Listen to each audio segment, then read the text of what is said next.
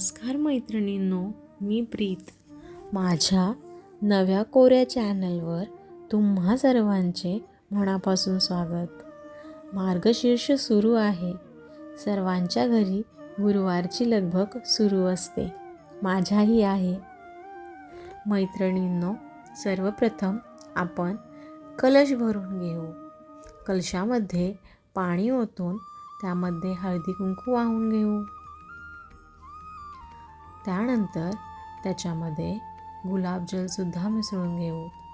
अक्षदा, 11 रुपयाची नाणी, सुपारी, गंगाजल मिसळून फूल, तुळशीपत्र आणि दुर्वाही मिसळून घेऊ. त्यानंतर तांदळाच्या राशीवर मंगल अशा कळशाची स्थापना करून घेतली. दीप प्रज्वलन केले व दिव्याच्या साक्षीने प्रथम गणेश वंदना केली. वक्रतुंड महाकाय सूर्यकोटी समप्रभः निर्विघ्नं कुरु मे देव सर्वकार्येषु सर्वदा. पंचामृत व जलाभिषेक करून मंगलमूर्तींना स्नान करून घेतले.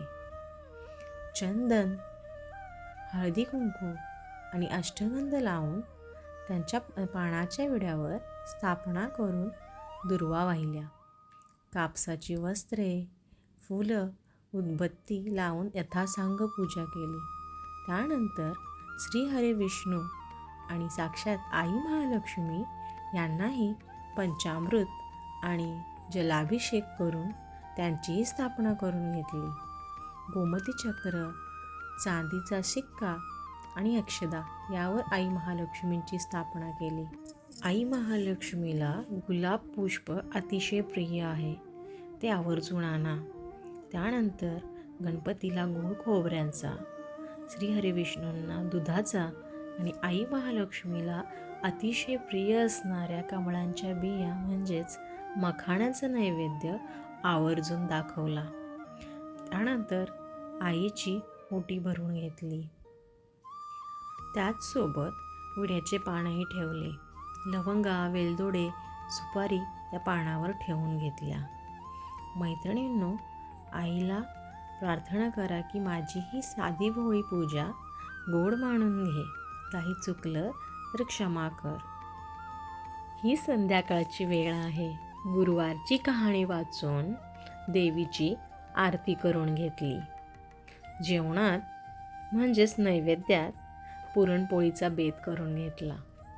त्यासोबत कुरडई आणि भजीही तळून काढले.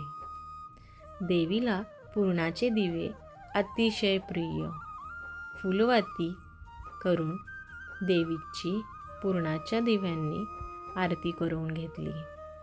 बघा, घरातील वातावरण किती प्रसन्न वाटत आहे ना पॉझिटिव्ह एनर्जी. देवीला 5 पोळ्या, बटाट्याची भाजी, दूध, कुरडई असं छान नैवेद्याचं ताट भरून नैवेद्य दाखवला. मैत्रिणींनो, तुम्ही नैवेद्यामध्ये काय बनवलं होतं? मैत्रिणींनो, अशी पूजा मांडली ना, मन कसं भरून येतं. एकटक देवीकडे बघत बसावं. ती आपल्यासमोर साक्षात उभी आहे याची प्रचिती येते. घरात पॉझिटिव्ह लहरींचा संचार चालू होतो. गुरुवारच्या व्रताची महिमा खूप मोठी आहे बरं का मैत्रिणींनो. त्याची प्रचिती नक्की घ्या. मैत्रिणींनो, नवीनच शिकत आहे. व्हिडिओ बनवताना काही चुकले असल्यास क्षमा असावी.